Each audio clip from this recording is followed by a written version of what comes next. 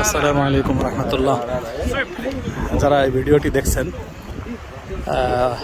তাদের অবগতির জন্য বলছি, তারা হয়তো অনেকেই জানেন যে আমি আফ্রিকা মহাদেশের অনেকগুলি দেশ সফরের উদ্দেশ্যে বেরিয়েছি। তার মধ্যে এখন বর্তমানে অবস্থান করতেছি উগান্ডা।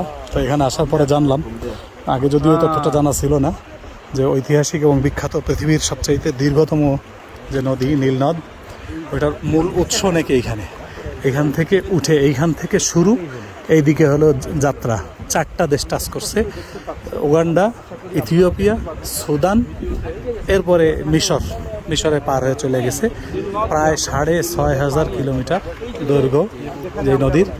কিন্তু এই নদীর পানির উৎসটা কি? পানির উৎস হলো এই যে দেখতে পারতেছেন, বলক দিয়ে পানি উঠতেছে, মাটির নিচ থেকে বলক দিয়ে পানি উঠতেছে। এখানে দিন রাত 24 ঘন্টা অনবরত 365 দিন এখান থেকে পানি উঠতেই থাকে।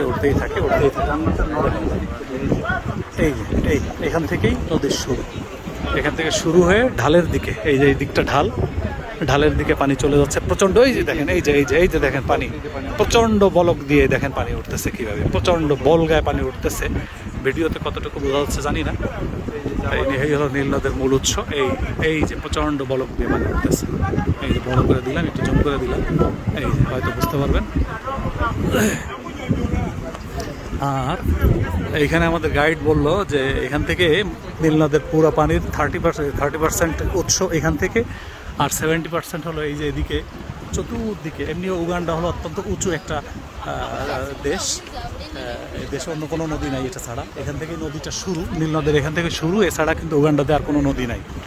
তা এখানে যত পাহাড় দেখা যাচ্ছে, পুরো বৃষ্টিতে এই পাহাড়ের ঝর্ণা হয়ে পানি এইখান দিয়ে নেমে আসে। এই যে এখান থেকে নেমে আসে, এইভাবে 70% পানি।